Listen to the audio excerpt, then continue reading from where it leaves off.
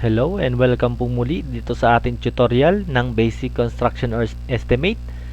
Dito po nag-aaral tayo kung paano po mag-compute ng materyales, labor and equipment cost nitong sample na bahay natin na to. So ito po yung residential building na 2-story. Okay, so yan po yung estimate natin. Sa kasalukuyan po nag-estimate na talaga tayo. Tapos na tayo sa ating introduction and pag-aaral kung paano ang magbasa ng plano. Okay, so tapos na po natin yung hanggang 5 concreting works. So ito po yung konkreto lang. So na-estimate natin dyan yung materials na semento, sand, and gravel. Okay, so next po natin ay bakal. Okay, pero bago po tayo pumunta dyan, gusto lang pong balikan itong ating concreting. Baka kasi may magtaka sa inyo, magtanong tungkol dito sa 1, 2, 4 na yan. Okay, anong possible question nyo dyan?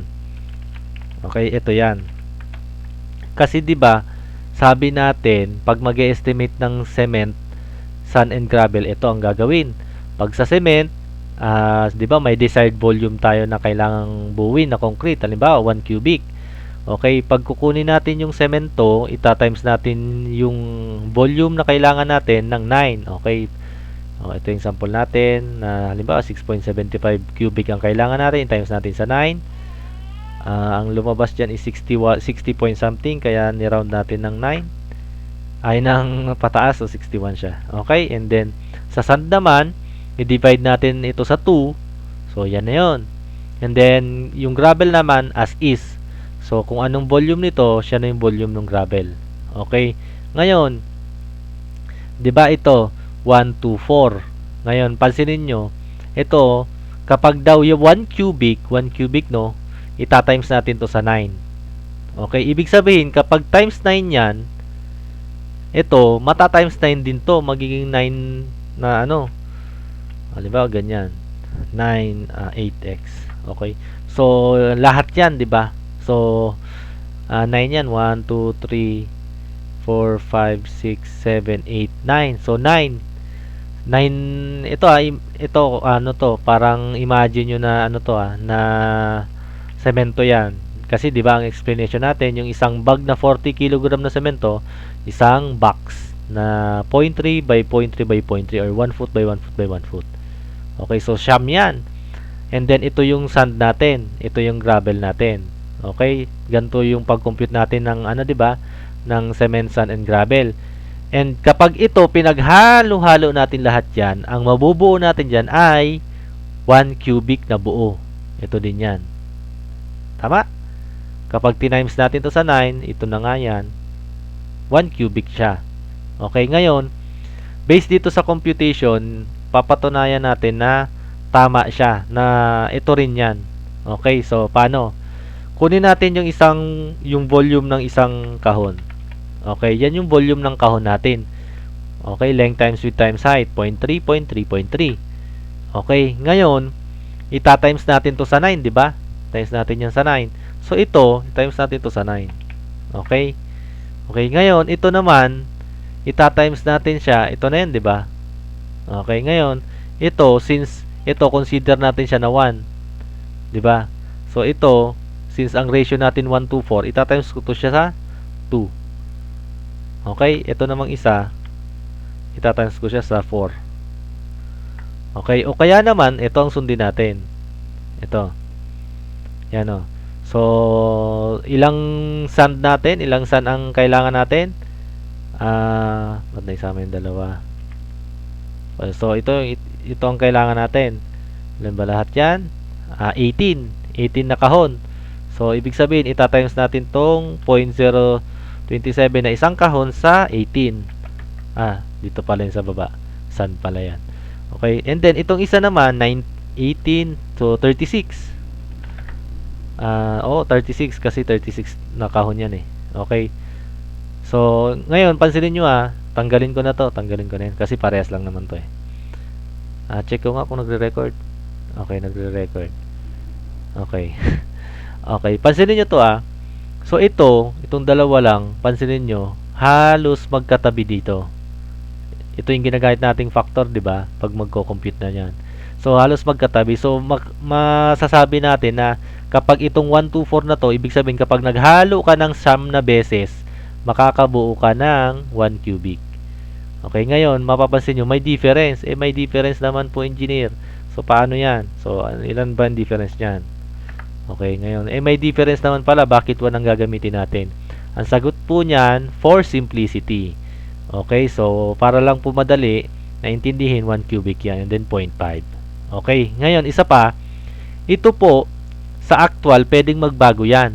Okay, which is, nagbabago talaga yan. Actually, itong 1 cubic niyan, pwedeng 0.8 yan. 0.8 to 0.9. Okay, tinry na po namin yan. Ganon din ito. Pwedeng 8 lang yan. 8 to 9 talaga yan. Okay, kapag 1 to 4 tayo, magbabago yan. Ganon din tong sun. Pwedeng 0.4 yan. Okay, depende po yan. Ngayon, bakit ito yung ginagamit natin? So, ito talagang kailangan natin gamitin para kumbaga may sobra. Mas maganda na po kasi na may sobra kaysa sa kulang. Okay, ngayon, depende na po sa inyo yan. Diskarte nyo na. O kaya sa English, ang tawag po dyan, discretion nyo na kung ano yung gagawin ninyo. Pero, I suggest na stick muna tayo dito. Okay, so since nag-aaral pa lang tayo. Okay, so I hope naintindihan nyo po yung 1 to 4 na yan. So, ulitin ko, pag itong ratio natin, naghalo tayo ng siyam na beses, yan, pinag-siyam times natin sa 9, makakabuo tayo ng 1 cubic. Okay, which is, ito nga, napatunayan natin. Okay, so yung sum niyan, 1.7. Okay, ngayon, punta na tayo dito sa ating RSB. Okay, so, kagaya nitong concreting, gumawa tayo ng separate na na tabulation. Okay, kasi hindi to parehas ng tabulation ng concrete. Ayun, no? Iba po yan. So, medyo complicated. Ito po, wag nyong magkaiba po yan, So, itong mga ginagawa nating side tabulation, kailangan lang natin yan. Okay, pero yung final output talaga natin is ito. Okay, kaya po nakaganyan yan. Kapag ipiprint na natin yan, so ito lang ang kailangan. Kumbaga, side tabulation lang natin yan. Okay, necessary po kasi talaga tong side tabulation natin. Okay, so ito, explain ko lang to. Parang yung dati pa rin, yung ginagamit natin dun sa mga volume computation or volume tabulation. So, structure, label, set, or quantity. For example natin, sample na natin dito. Footing. Okay, yung footing may label na F1. Ilan ba ang footing natin? 5. Mamaya balikan natin yan. So, 16 mm, mga ganyan. Cut length, ano ba yung cut length or ano yung putol? And then, ilang piraso nitong putol na itong kailangan. And then, 6 meters. So, 6 meters po yan kasi ang gagamitin natin na bakal ay yung commercial length lang na 6 meters. Okay, bakit po yan? Bakit ko nasabing 6 meters lang? Kasi po, meron pong, hindi lang po 6 meters ang haba ng bakal. Baka yun lang po kasi yung, alam natin. Hindi po, no? Ang mga bakal natin ay, nagre-range po yan 6 hanggang 15 meters. Okay, so bali ito, magdagdag ka lang ng 1.5.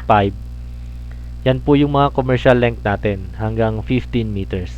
Okay, so ito po yung mga commercial length natin. So, ito lang po kasing 6 meters ang mabibili natin sa mga hardware, sa mga probinsya. Pero meron po kung iba, kagaya dito sa amin sa Isabela, sa Kawayan, may mabibili ka po dito na hanggang, I think, 12 meters. Okay? So, pero meron po talaga nito, may mga ganyan na length, hanggang 15 meters, yan. Okay? So, bakit may mga ganyan na haba? Okay? So, number 1 pong reason yan is para tuloy-tuloy yung bakal, hindi na po tayo mag-i-splice.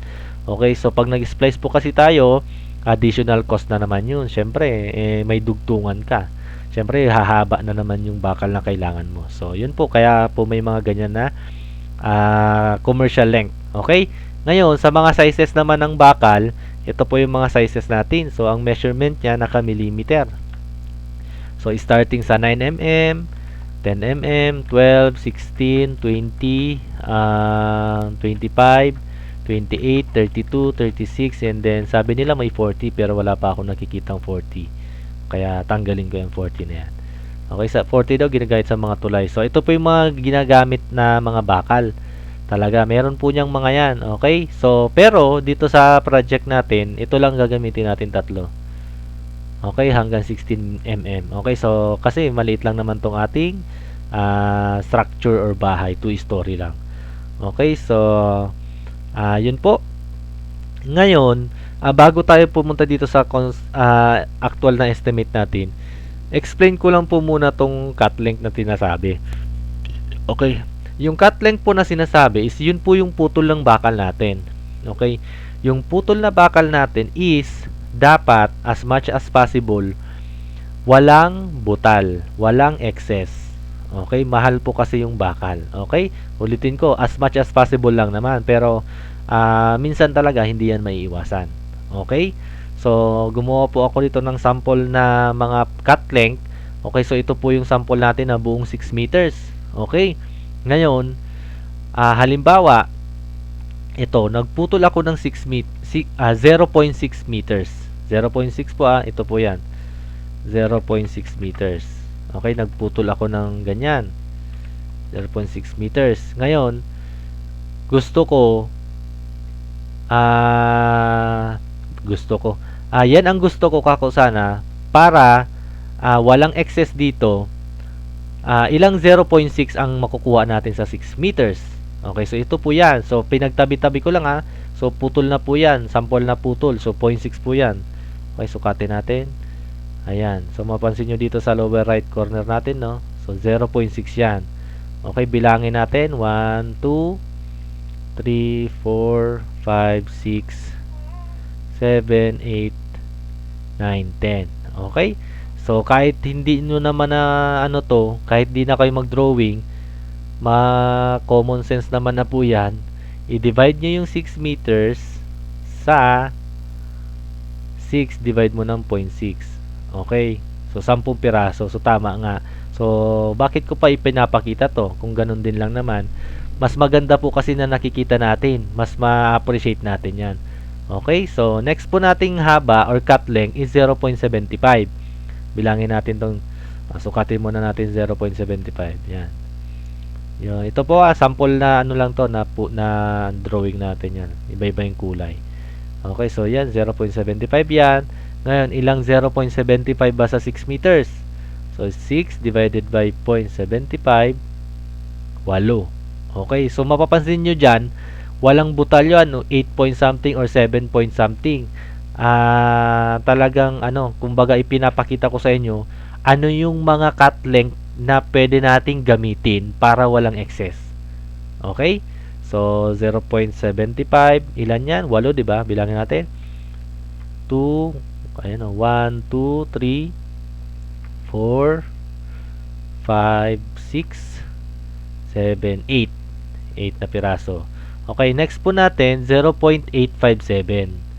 Okay, yung 0.857, kapag kinalcule nyo yan, 857, may konting butal yan. Ayan 7 point something something. Okay, kasi, pansinin nyo 0.87 kasi yung ginamit ko. Kasi ito, yung 6 meters, dinivide ko sa 7. Para sakto yung putol natin na walang excess, yung 6 meters na haba, i-divide mo siya sa 7. Okay, yung haba na kailangan natin, 0.857. Kaya po may butal. Okay, so konti lang naman, maliit na bagay na lang yun. Okay, so yun. Balikan natin to. So, close ko na to. Okay, so 0.6 na nakuha na natin, 0.75 and then 0.857. So next natin na cut length, mapansin nyo, syempre tumataas yan. 0.6, 0.75, 0.857. Itong next natin ay 1 meter yan, 1 meter yan. So ilan bang 1 meter? Syempre 6 divided by 1, edi 6. 1, 2, 3. Okay, ulitin ko. 1, 2, 3. Ito na lang pagbilang ko. 1, 2, 3, 4, 5, 6. Okay? So, 6 na piraso na 1 meter. Okay, next na putol natin. 1.2. Ilang 1.2 sa 6? Meters. So, 6 divide mo ng 1.2. 5 piraso. Okay? So, bilangin natin kung 5 piraso. 1.2 yan Sukatin natin. Baka hindi kayo maniwala Ayun 1.2. So, ilang 1.2 ba? 1, 2, 3, 4, 5. Okay, so yung total niyan, pag pinagdugtong-dugtong nyo, syempre 6 meters. Okay, next po natin sa 1.2, 1.5. So, ilang 1.5 sa 6 meters? 4. 1, 2, 3, 4. Okay, next po natin dyan, 2 meters and then 3 meters. Okay, so yun po yung mga possible na cut length na pwede nyong gamitin para po walang excess dito sa 6 meters natin na commercial length. Okay, ngayon magtatalo na po tayo dyan kapag ito na yung ginamit ninyo. Okay, halimbawa, kailangan mo ng 2.5 meters na haba. Halimbawa lang 2.5 meters na putol. Okay, ngayon, kapag ito yung ginamit mo na haba ng bakal, yung 6 meters ang kinuha mo or in-order mo, may butal ka na 1 meter kasi yung 6 meters ang makukuha mo dyan na 2.5 meters is dalawa lang. Diba? 2.5 plus 2.5 is 5 meters. So, from 6 meters, may butal ka na 1 meter. Okay, pero pag kinuha mo dito sa 7.5, wala kang butal. Kasi nga, 2.5 times 3 is 7.5. So, yun po yung kagandahan kapag meron ka nitong mga commercial length na yan. So, pwede mong malaro-laro yan.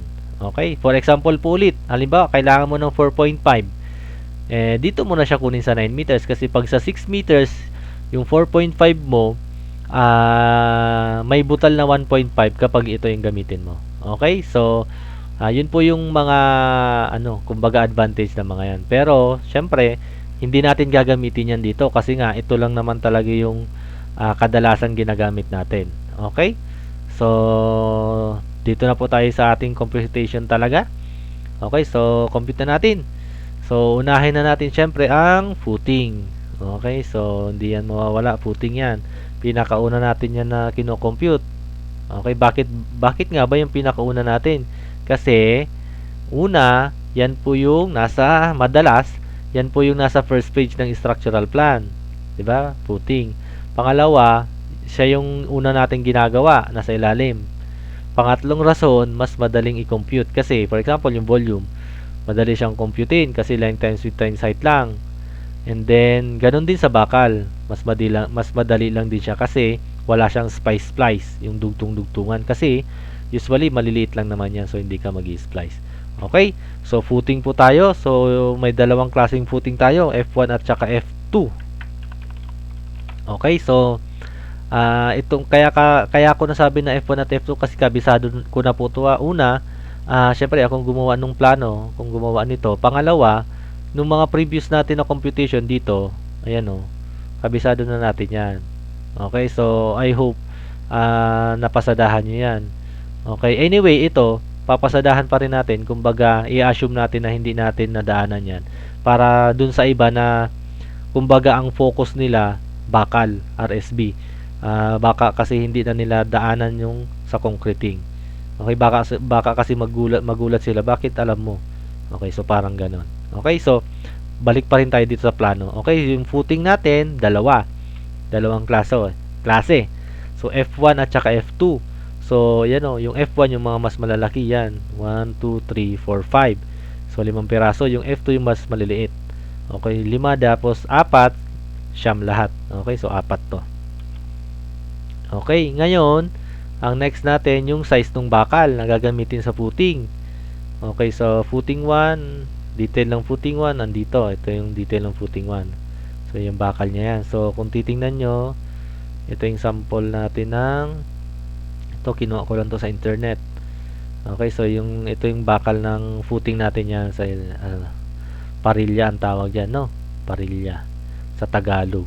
Okay, ito naman anilyo. Yung sa mga natin sa yung stirrups or lateral ties.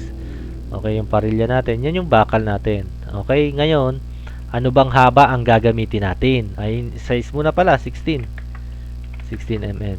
Okay, size natin 16 mm kasi ayan 16 mm ang gagamitin natin. Okay, yung cut length, sunod yung cut length. Ano yung putol na gagamitin natin dito? Parehas pala silang 16, no? Ayun, 16 at saka 16. Kaya 16 na parehas na ilagay ko. Okay? Yung cut length, ano yung cut length? Dito na tayo magkakatalo.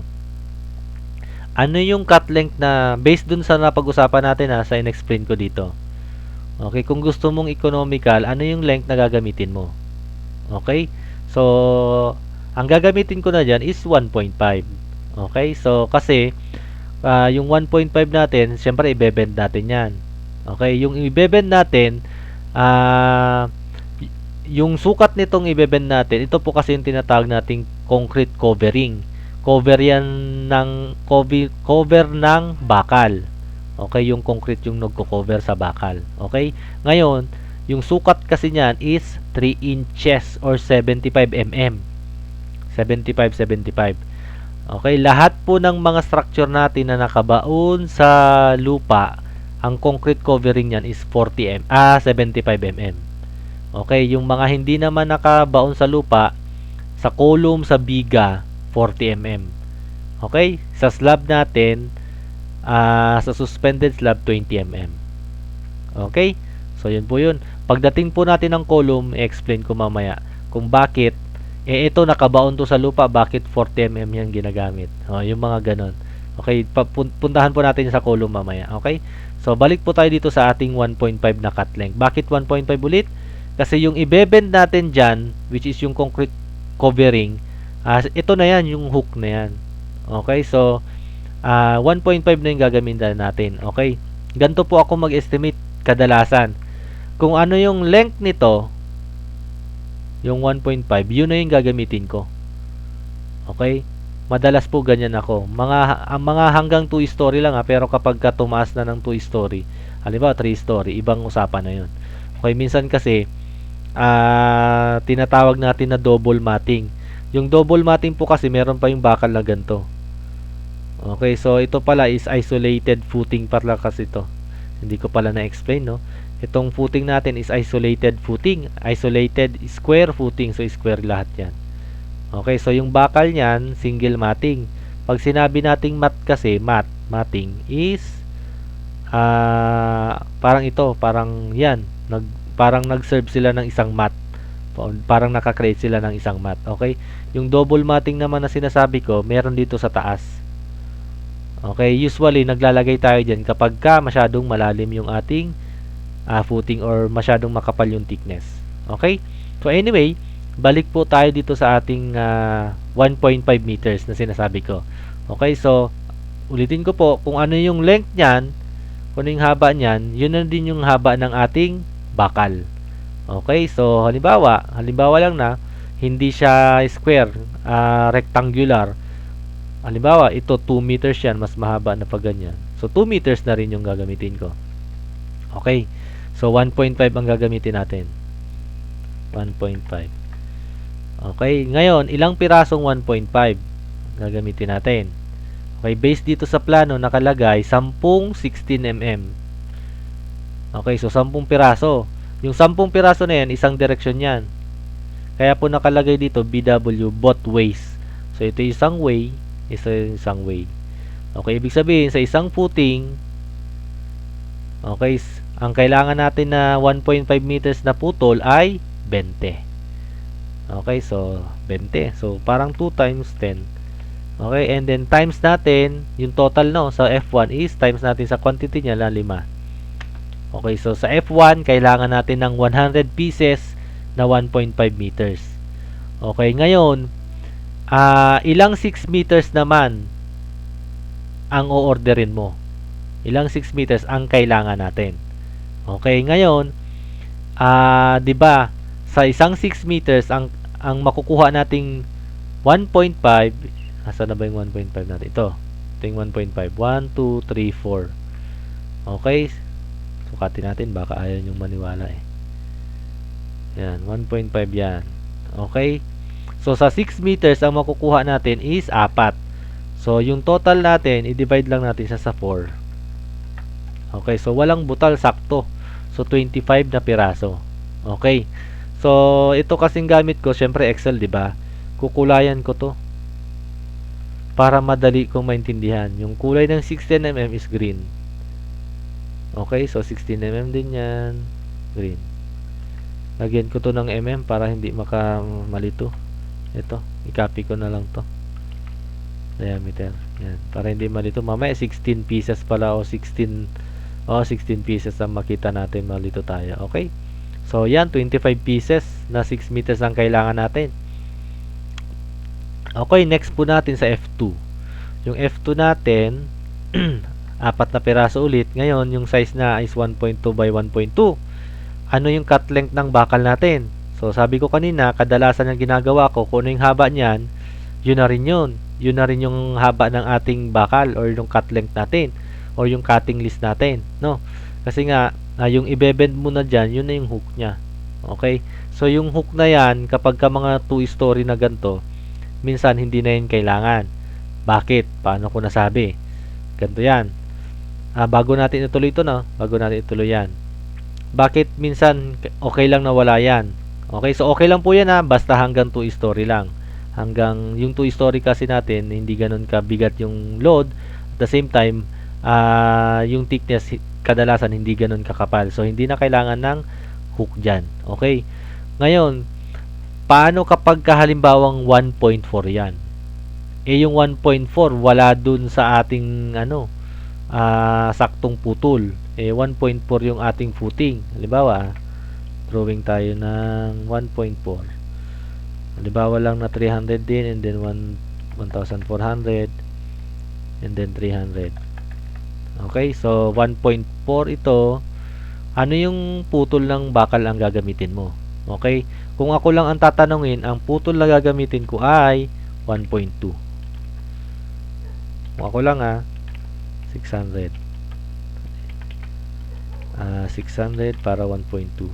Yan. So, ito po yan. Okay, yung iba, siguro, yan. Yung sinasabi ko na hindi nyo na kailangan ng hook. Yan, okay lang po yan. For me, kumbaga, diskarte ko yan. Bilang engineer. Yan ang pwede kong ilagay. Kapag 1.4 yung haba. Okay, yung iba, pwede sigurong ilagay 1.5. Kung 1.5 yan, so mag-hook ka pa dito ng 150, parang ganyan. Okay, so pwede din naman yan. Kayo naman diskarte nyo yan. Pero sa akin, since alam natin na sobrang mahal ng bakal, yan. So hindi naman yan ganun katinipid. Kasi nga, may bakal pa rin naman dyan. At saka isa pa, kapag kasi titingnan nyo, kahit hindi kayo engineer, magigets nyo na yung dulo part na yan, kasi diba parang putol tayo dito. Yan, halos wala na pong force yan na kinikerry. Ang pinaka nagkikerry talaga ng force yung gitna. In fact, kapag nagde-design ako minsan, ito punta natin tong sa AutoCAD na lang. Minsan, itong dalawang dulo, yan. Ito, yung mga dulo na yan, ginagawa kong 12mm yan. Okay, diskarte ko lang naman po yun. Kumbaga, structural analysis ko yan. Yun yung analysis ko. Okay, kasi nga, wala nang masyadong kinikerry na load yan sa dulo na yan. Kapag ganun minsan, ito, sinisikipan ko naman sa gitna. Kasi dun po talaga yung nagkikerry ng load. Okay? So, anyway, so yun lang po yung akin. Balik na po tayo dito sa ating 1.2 na cut length sa F2. Okay, ngayon, ilang piraso? Nakalagay ay 8. So, times 2 natin yan. Kasi nga, both ways. 8 times 2. 8 times 2 times ito, 4 pieces. Okay, so ito, i-divide natin siya sa ilang ilang 1.2 sa 6 meters? 5. So, i-divide natin siya sa 5. Divide natin siya sa 5. Okay, so i-adjust ko to kasi may butal yan. Kasi nga, ito, mapansin nyo, hindi siya divisible by 5. So may, kumbaga may sobra. Ngayon, 12.8. Siyempre, ang orderin mo, hindi 12. Siyempre, 13. Kukulangin ka kapag 12. Okay? Speaking of 12 pieces, halimbawa lang na 12 pieces. Dito ko na ilagay, 12. Kung 12 pieces yan, okay? 12 pieces na 6 meters, no? Ilang 1.2 ang makukuha natin dyan? Total. So, itatimes natin ito sa 5. Kasi nga, 5 pieces sa isang 6 meters. Okay. So, 60 pieces. Okay, ang kailangan natin ay 64. So, kailangan pa natin ng 4 meters. Joke lang. 4.6. Okay, kailangan pa natin ng 4 pieces na 1.2 meters. Okay, 4 pieces na 1.2, 4.8. Okay, so, ito, kukunin natin siya dun sa isa pang 6 meters. Kaya, magiging 13. Ira-round up natin. Okay, ngayon, dito sa isang side ng ating tabulation, maglagay tayo dito ng excess kasi pwede natin gamitin yan. Okay, ngayon, ano yung excess natin? Okay, yung excess natin ay 6 meters minus 4.8. Diba? Kasi nga, itong 4.8 na yan, yun yung natitirang apat. Tama? Yung apat na 1.2. Kung pag-addin mo yung apat na 1.2, 4.8 yun. So, from 6 meters, i-less mo na yung 4.8. Yan. 6 minus 4.8. 1.2 meters. Ilang pirasong 1.2 meters? Isa lang. Okay? So, I hope na intindihan nyo po yun. Yun po yung, kumbaga, explanation kapag may mga butal-butal. Okay? So, iyan ko na yan. So, pwede ko rin kasing gawin ganito eh. Baka para lang, yan, divide ko siya sa 5. Okay, so, pag ganyan lumabas, ang gagawin ko dyan, gamit yung Excel, i-automatic ko na siya eh. Hindi ko na siya buburahin para maging 13. So, yan, naka-formula na yan automatic. Okay, di ba? 13 pieces. So, di ba 12.8 kanina? So, inano pa natin ng 13. Parang 13. 12.8 dapat yung lumabas. Yan. So, parang ginanyan pa natin. So, kumbaga ito naka-formula sa Excel. Ayan. Formula. Okay? Pero kung papel-papel naman ang gamit nyo, diretso nyo na. Yun nga lang po talagang problema kapag papel. Pag nagkamali ka, halimbawa, madami kang bura-bura. Okay? So, yun po. So, okay na tayo sa footing.